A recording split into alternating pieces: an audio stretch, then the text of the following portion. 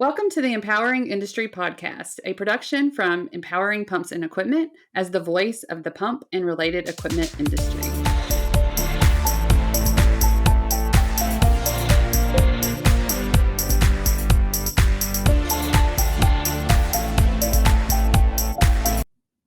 Hey, everybody, and welcome to episode 133 of the Empowering Industry Podcast. I'm your host, Charli Matthews, and I'm so thankful that you choose us each week.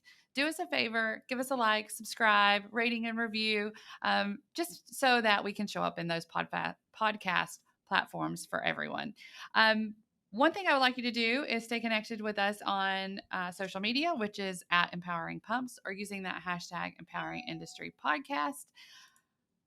Forgot to turn off my buzzers today, it looks like. So let me just do that before we're interrupted again.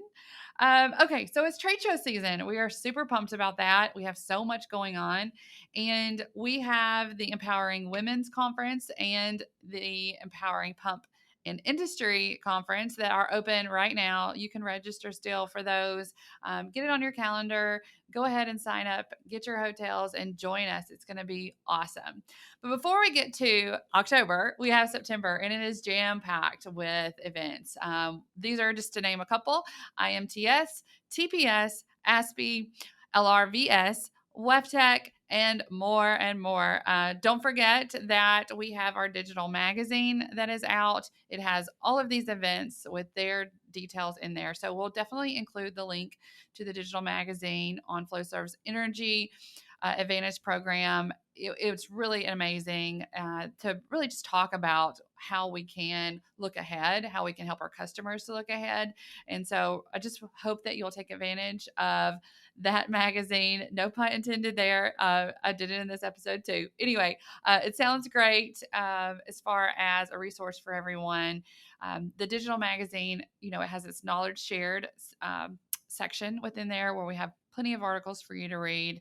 We also, of course, want to highlight our industry influencers, our Pump Talk celebrities. Just open it up, take a look, let me know what you think. I'd love to hear from you. The industry interview today that I have for you is such a special guest. He is the editor of PHC News, and this is Steve Smith, who we're talking about here. He, has been the editor for many organizations, but he really is just that seeker of information and the story. And, he's a confident editor and a journalist with the ability to write in print or digital. He just is really looking to connect the dots out there for everyone.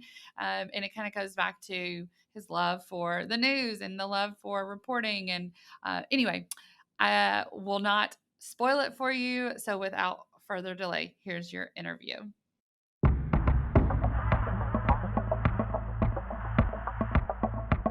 Hey, Steve, and welcome to the Empowering Industry Podcast. I'm the host, but I am really excited about talking to you today. I know you host your own podcast, but let's just start with telling everybody kind of who you are, what you do. Well, my name is Steve Smith. I'm the editor of PHC News magazine, but I guess in a bigger picture, I have been covering this wonderful industry since 1990. I used to work for a distribution magazine when I first joined the industry. I worked for an engineering book, and for the past I worked also for my competitor, my competing contracting magazine. I've been here at PHC News since 8 years ago, I guess. So it's been a while. So I've been reporting on this great industry since 1990, hands down. I've met the most authentic, honest, beautiful people, and there's that. And then because I know one thing or another about hot water heaters, I get to travel around. I've been to most every state in the country. I've been overseas. I just got back from Italy not that long ago. So, there's that too. So it's a great industry to report on, and it's a great, wherever I am, I'm glad to be where I am. We'll put that on the list. How do we find Steve and make sure that we can, definitely we'll do that at the end and put it in the show notes, how people can follow you. But I did want to talk to you because of that, your experience in the industry. You've been, like you said, serving the industry for a while in a lot of different ways. I think it's fun to think about competitors, because once we get into a space, we can move around. We can, level up is what I would say. And I think that's good. I think competition is good, and it helps us to innovate and grow. ago. But how did you get into this industry? Well, we'd have to go back to, I guess, 1980. I got out of college in 1982. So when I got into the journalism school, I went to the University of Missouri. There was a kind of an introductory news writing class, and I don't know who the speaker was. It wasn't the regular teacher, but I owe this guy my life because I'll never forget what he said one day was just think about any profession, any job, any occupation on the face of the earth. And there's probably 4 or 5 magazines that you could write about that profession. And I thought, well, that's pretty cool because I always wanted to know who my readers were. I was in the news editorial sequence. You keep in mind, this is back in '79 when I got to the school. I mean, newspapers were triumphant back then. And I was in that news editorial sequence because I figured, well, if you could do that, you could do any kind of writing. But, I'd never wanted to be a newspaper guy. And anyone who's been stuck in a civic hall where the the board's meeting about zoning is like, oh God, no thanks. So no, I didn't want to do that. And I did as I got out of college in '82, and with that man's advice in mind, Chicago is where I'm from. Originally, I was born and raised not that far from where our office is here right now. And I always wanted to go back to Chicago because my parents forced me to live on a farm when I was about 12 years old onward through college. So I always wanted to make an Get back escape to to the city. Chicago. Yes. I worked for trade associations originally because again, to that man's point, yes, there's trade magazines for every profession, but there's trade associations for every profession as well. And with a little bit more research, I found out that Chicago, and I don't know if this is still true today, but Chicago was second largest in terms of cities that have trade associations. Number one would be DC because of the obvious lobbying and everything like that. So I worked in trade associations for about 7-8 years, I think, before I stumbled into plumbing. There was way back in the old days now, there was a small publishing company not far from where I lived. Horton Publishing was the name of the company.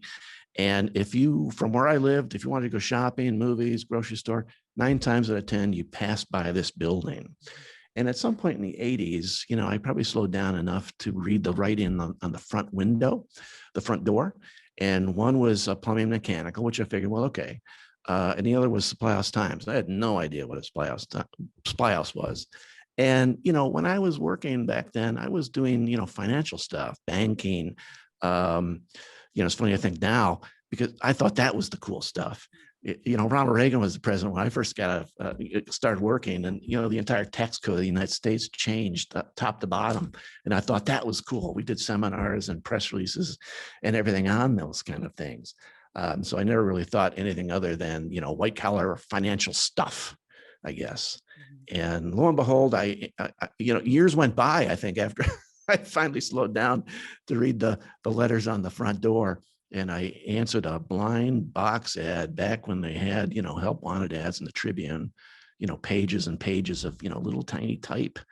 And I answered that. And that's how I got the job at Spouse Times. And I got there probably, if I remember right, like February 1990. And I worked at Spouse Times for 5 years, and then on to plumbing engineer for a year. I worked at plumbing and mechanical. My main competitor now, I was there for 14 years, and I've been here for 8.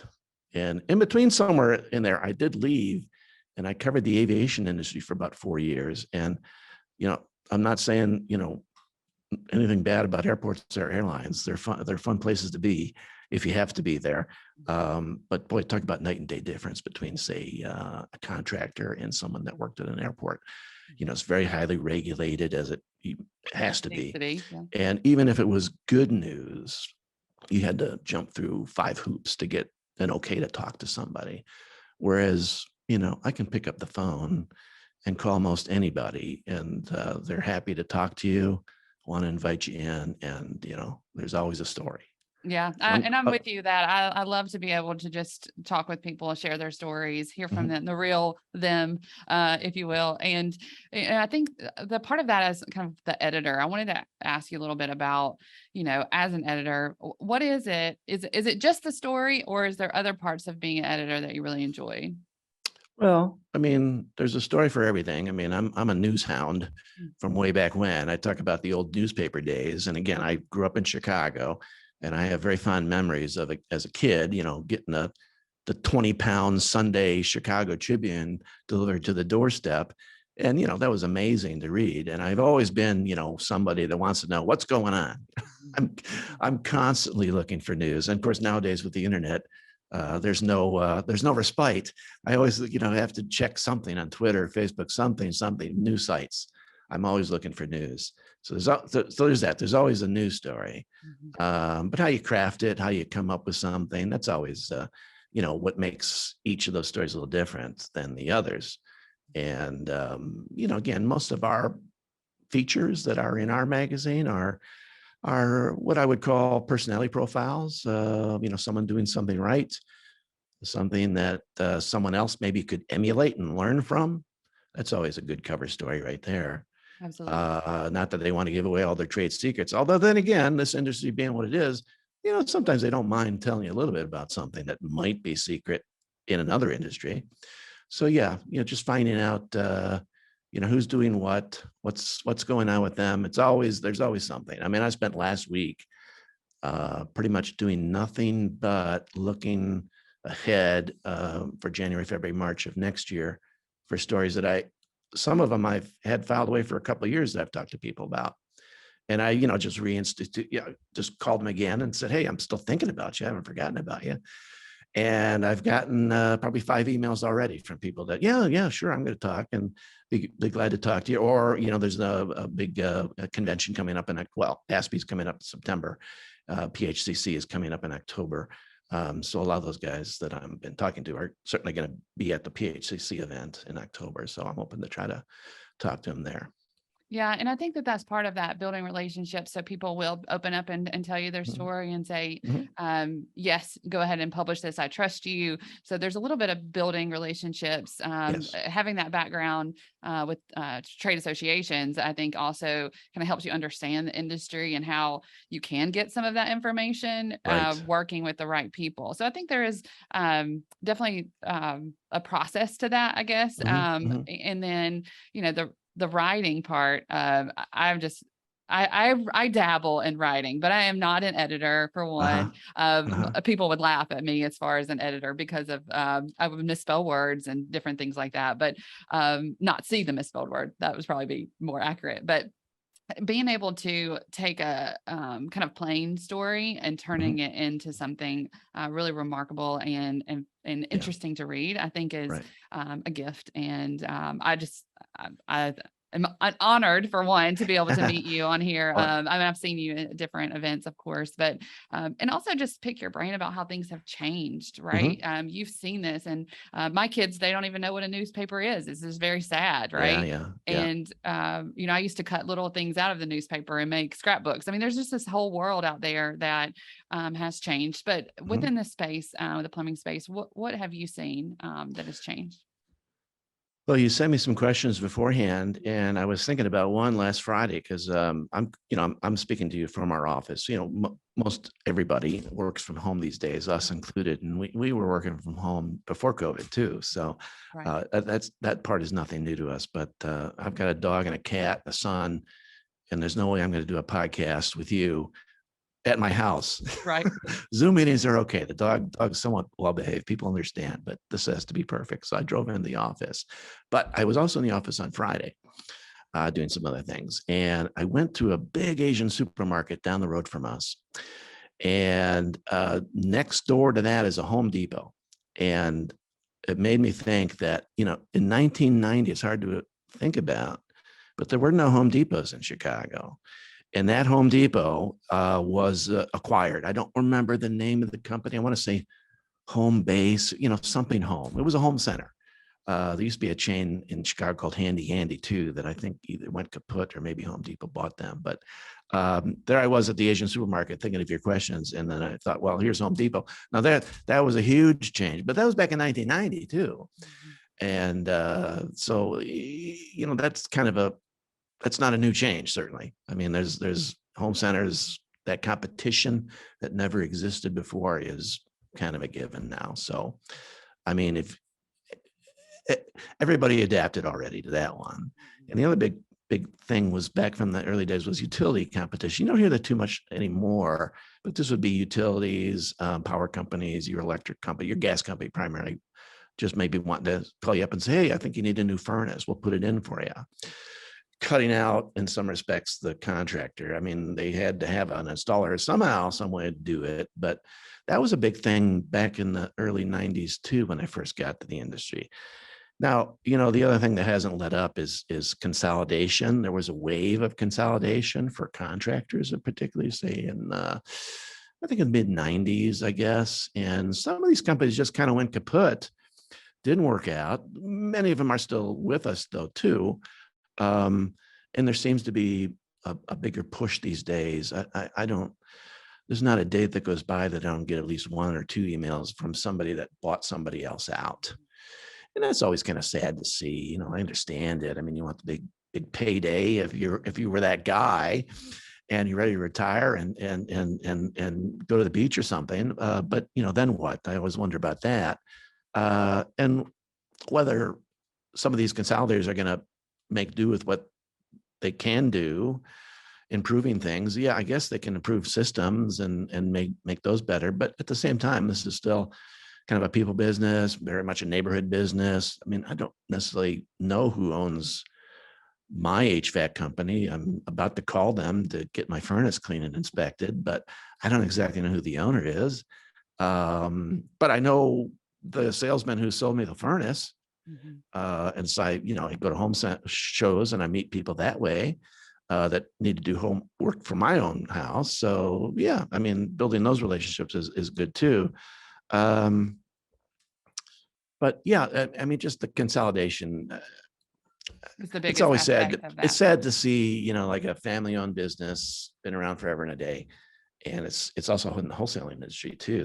That was also not an old change too. That still continues to this day. In fact, I was having breakfast yesterday, and I ran into a guy that used to work at a supply house in Rockford, which is where I live now. And he was lamenting that, because someone bought them out not that long ago, in a big name.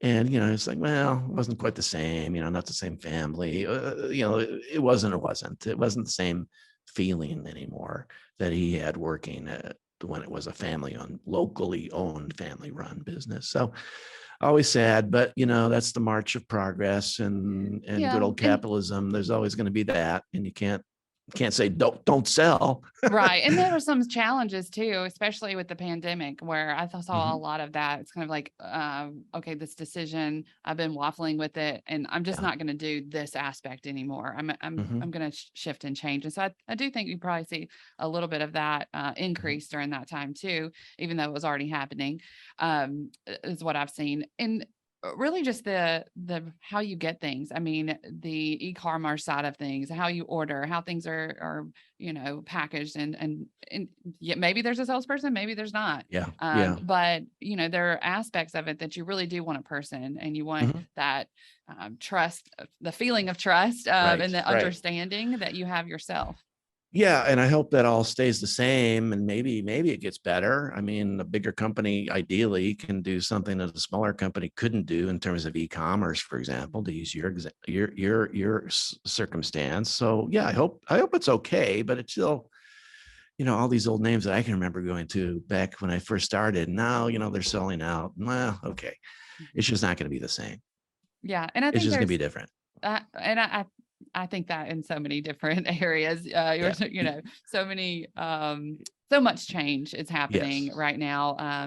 The most of the people retiring have to make that decision. What next? Like you said, okay, maybe I sell, but what am I going to do? Am I going to retire fully, or am I going to consult with people? Right. Which I am happy to see that a lot of the people kind of that I've seen retiring are kind of showing up still in industry conversations, which I like. The other thing I would say is just the access to people in different ways. So I kind of really wanted to talk to you about podcasting, because you do have that history. You're a writer, you are a reporter. So there's a lot of, let me question this and find Mhm. out the facts a little bit. But podcasting, I feel like, is very off the cuff, if you will. Like, you don't know what they're Yes. going to say, and having to react. Is that a new challenge?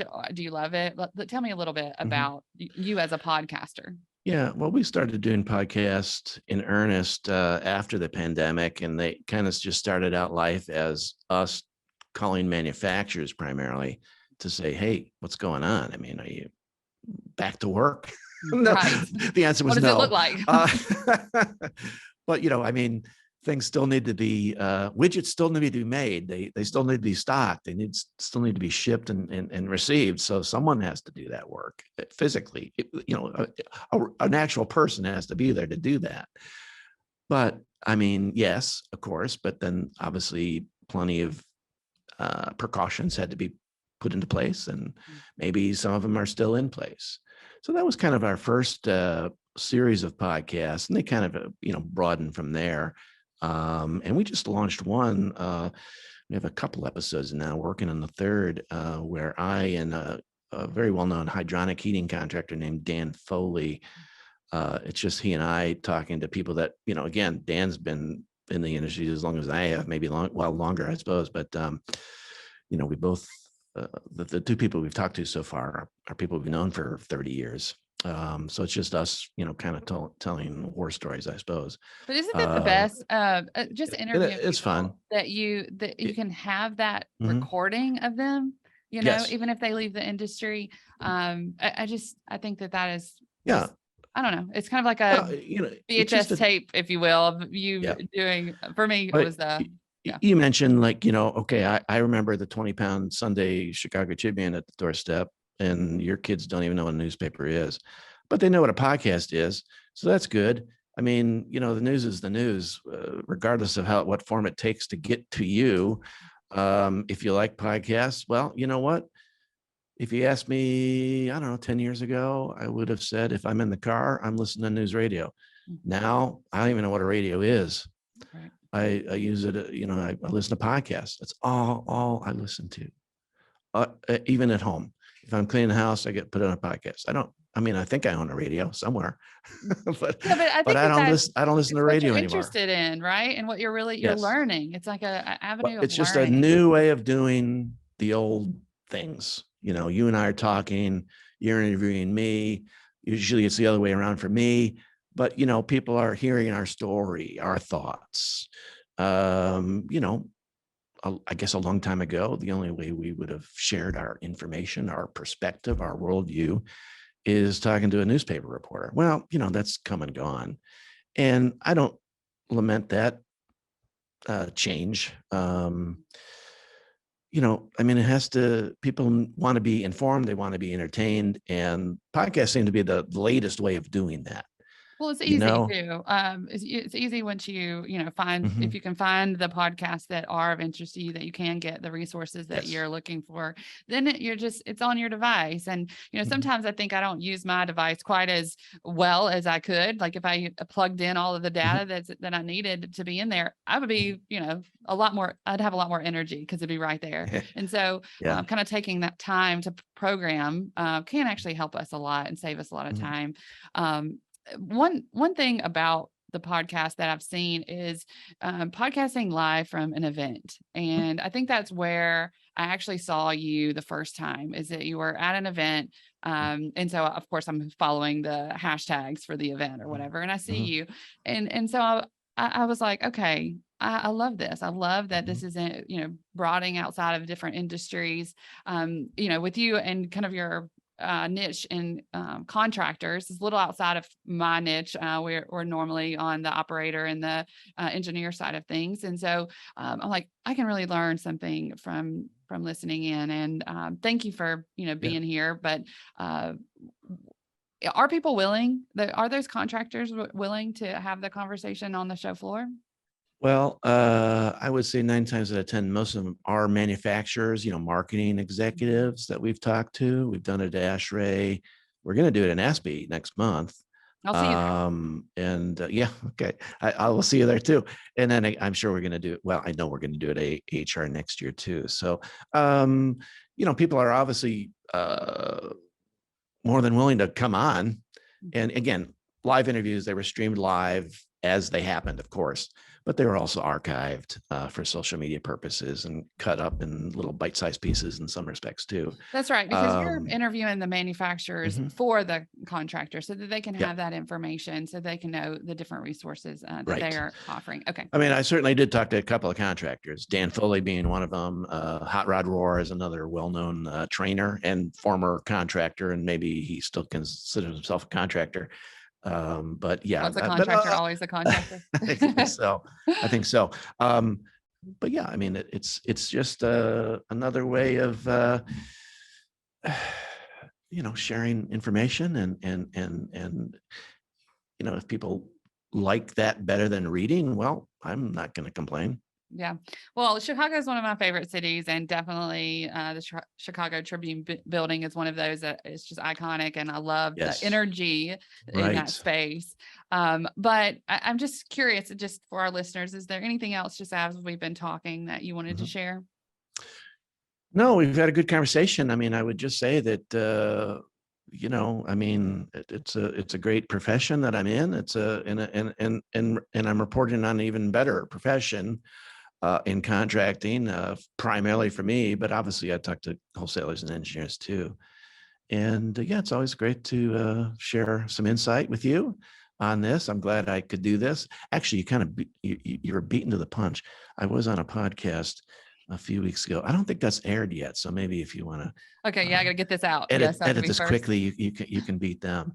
But yeah, like I said, usually it's the other way around. I'm talking to people, I'm interviewing people and telling their story. Now I guess I'm on the other side of the equation. Yeah, and I think that's important. We're just talking today. Actually, we have the IMTS event that's coming up in September as well. It's the same time as ASPE, so it's a little bit of a conflict. But one of the things that we're doing is talking about creators and the importance of creators, and that's what you are. You're creating content out there, and that's what we need in this space to people to share their stories. And so, if you can talk about how easy it is to do that, then that encourages somebody else to do it in the space. And I think that's a win. And so that's what I see. Well, it is. I don't know if it's easy. It's certainly straightforward. And to your point about writing, I mean, I think it was Hemingway that said the first draft always, he did. I'll just say it stinks. I don't think he used that quite word, but yeah, the first draft is always horrible, and just polish it up and get going. But yeah, I mean, it's always fun. All these things have taken on such great new form too. Like I said, back in the old days, I was just thinking about, print, and there's nothing wrong with print, of course, but we've got a website, we've got e-newsletters, we've got webinars, we've got podcasts. I mean, we have social media. I mean, there's so much stuff out there to share news, and also, to gather news too. Like I said, I'm a news hound, I'm a news junkie. And there are news stories everywhere. And I'm always on, I'm looking for something on Twitter primarily. And there's always a news story that I end up writing something about on what I see, or sharing it, on LinkedIn or wherever else. I mean, that's what you got to do these days as an editor. It's 2023, almost 2023. And if you're not on, Twitter morning, noon, and night, sharing something, learning something, I mean, you got to be behind. You're definitely behind. Way like behind. You said, we're already in and thinking of 2023 for sure. Yeah. So I want to do a little rapid fire before I let you go. Okay. I'm interested to know, what is your favorite book? Oh, yeah, that's an easy question. Catch-22. I read that probably a year after high school. Okay. And for those who don't know, I mean, this is probably a 60-year-old book. It's set in World War. It's just set in World War II. It came out in the Vietnam War, so I think people that were against the Vietnam War were kind of taken with the writing. It's very, I don't know what you call it, but it's my humor. I mean, it's kind of black humor. Very well. Catch-22. I mean, I'll let everybody Google that definition, but it's. Basically you're caught, you can't get out. And, being wartime, obviously it was, a thing people probably wanted to get out of. Right. So, That's right. yeah. I mean, hands down, my Okay. favorite. We'll check that out. See, I'm And curious. that's a little esoteric. And I got to say, my second favorite book, I just read like 2 years ago, finally, during the pandemic when I wasn't going anywhere. And that was Lonesome Dove. I had a copy of that in my bookcase forever, and I never read it. And I mean, Larry McMurtry, I believe is if how you pronounce it. He passed away maybe last year or 2 years ago. Phenomenal book about cowboys, Texas Rangers, the beginning of that. It was made into a TV movie in the 80s, I think it was, with Robert Duvall. And yes, my mother-in-law will be so happy. She's one of her favorites. People remember that. So anyway, I encourage people to pick that book up. It was the one he first published, but he ended up writing two sequels and two prequels and one sequel. And I read all of those. And I think the second sequel might be even better. But if you like cowboys and, crazy scenarios that you can't imagine yourself getting out of or surviving, those books are chock full of them. So on that note, just favorite music song. Yeah. Led Zeppelin immediately comes to mind. Okay. I just was at the Wisconsin State Fair not that long ago, and there's a great cover band called Kashmir. I've seen them many times, and they played for 2 hours, and you get right up the stage. I mean, how often? I never saw Led Zeppelin. If I did, I don't think I'd get right up the stage. And it's just tremendous music. I mean, and then of course, it could be months that I go by where I'm not listening to that music, and then all of a sudden I listen to this for 2 hours. And when I'm not listening to podcasts, the music of choice these days is Led Zeppelin. So Led Zeppelin, hands down. I love it. Okay. And best advice you've ever received? Well, it would be that newswriter guest that talked about, you can write for any industry. Right. You can write for any profession. I mean, that would be good. Well, I mean, if I was going to give advice to other editors, I guess I would say that know your audience. Know your audience. I mean, maybe it's harder to do in a newspaper, although I see more and more of these days the community journalism, engagement journalism. I don't know. I mean, it sounds like what I do, what I've been doing since 1990. Knowing who I'm writing for, and knowing their needs inside and out. And yeah, I mean, if you can do that, if that's the kind of writer you want to be, then, B2B trade magazines are the best route to take. You can write every day. I love it. Well, Steve, it was a pleasure to get to know you a little bit better. And thanks for sharing your story and the stories of others. I look forward to seeing you at one of these events coming up, and just keep doing that work. All right. Thank you very much.